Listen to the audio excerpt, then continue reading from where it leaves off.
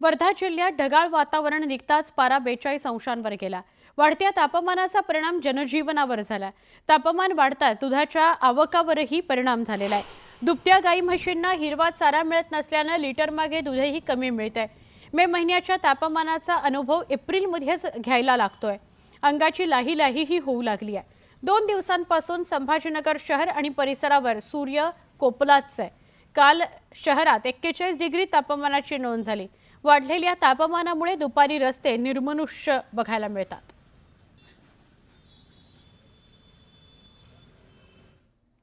गेल्या 10 ते 12 दिवसांपासून छत्रपती संभाजीनगर आणि परिसरात तापमानात झालेल्या वाढीमुळे नागरिक स्थानिक हैराण आहेत।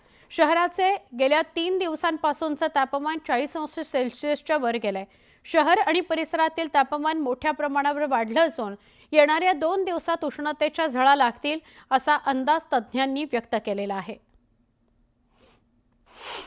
छत्रपती संभाजीनगर शहर असेल किंवा परिसर असेल, या संपूर्ण पट्ट्यामध्ये सूर्य जो तो आग ओकताना आपल्याला या ठिकाणी दिसतोय।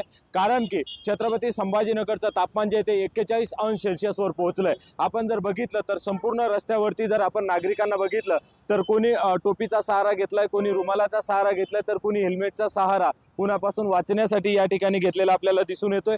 रस्त्यावर जे आपण बघू शकतो की रस्त्यावर जे ते तुरळक वाहनं या ठिकाणी दिसून येतात। निर्मनुष्य रस्ते दुपारनंतर शहरामध्ये दिसतात आणि सकाळच्या सत्रातच जर आपण बघितलं तर संपूर्ण रस्ते जे ते आपल्याला तुरळक वाहनं या रस्त्यांवर दिसतात। अत्यंत वर्दळीचं ठिकाण आहे, तरी सुद्धा नागरिक घराच्या बाहेर पडणं टाळतायत। कारण की उन्हाची जी तीव्रता आहे ती असह्य झळा नागरिकांना त्रास देत आहेत। त्यामुळे नागरिक घराच्या बाहेर निघणं देखील टाळतायत। मी माझ्या मागे दाखवू इच्छितो की सिग्नलवर जे आहे ते काही झाडं आहेत आणि त्या झाडांच्या सावलीचा देखील सहारा या ठिकाणी ट्रॅफिक पोलीस असेल किंवा वाहनधारक असेल ते घेताना या ठिकाणी दिसून येतात। कारण तापमान जे आहे ते 40 अंशाच्या वर मागील 4 दिवसापासून गेलेलं आहे आणि कालचं जे तापमान होतं किंवा आजचं जे तापमान आहे ते 41 अंश सेल्सिअसवर पोहोचलंय।